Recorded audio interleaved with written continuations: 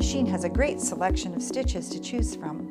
Everything from essential stitches to stretch stitches for stretch fabric, and even decorative stitches for embellishment. So let's see how to select stitches on your machine. To select a stitch, we turn the stitch selector dial. And each time that you turn the dial, you can feel it click into place underneath this dot marking on the machine. But each time you turn the dial and it clicks in place, you actually see two different stitches. So how do you know which one you're going to sew? To show you how this works, we're going to use this setting, which displays the multi-step zigzag and also the honeycomb stitch. You'll notice that one is gray and one is blue. Let's start with the multi-step zigzag, which is a gray color. And when I come up here to my stitch length dial, I notice that all the settings on my stitch length dial here that are numbered are also a gray color. So basically what you do is line up gray with gray.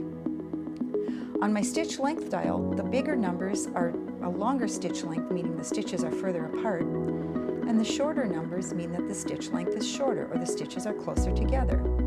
Let's try the multi-step zigzag, set at 1 for stitch length.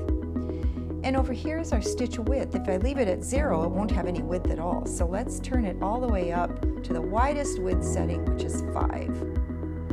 And let's see what that looks like. Before you start sewing, make sure both of your threads are underneath the presser foot and out the back. And place your fabric underneath the presser foot, lower the presser foot, and step on the foot control to start sewing.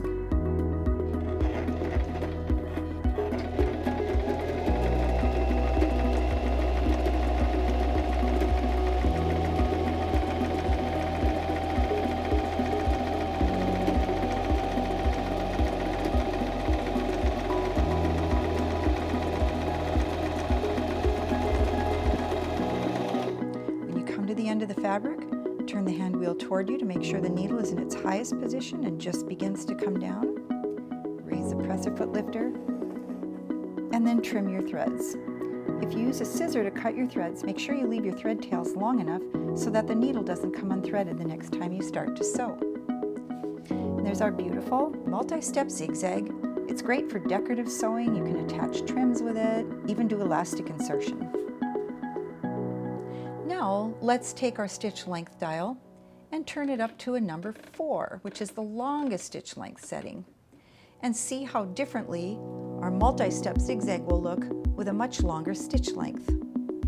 With both threads underneath the presser foot, place your fabric under the presser foot and lower the presser foot to start sewing.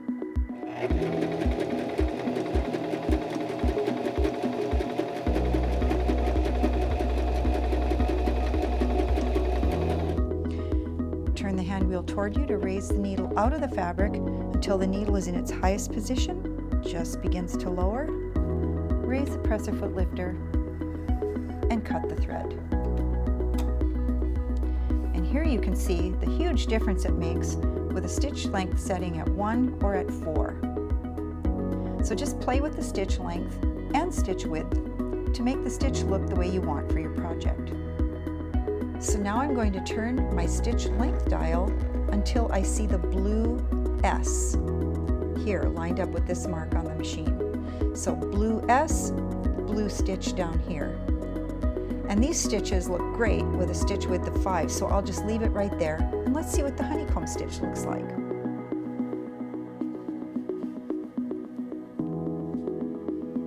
Place your fabric under the foot and lower the presser foot to start sewing.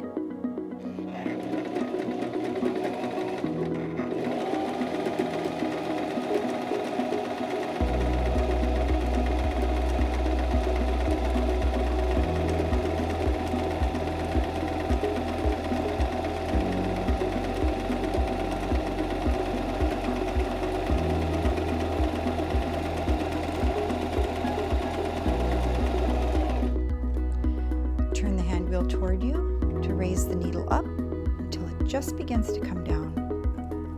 Raise the presser foot lifter and cut the thread. And there's your beautiful honeycomb stitch.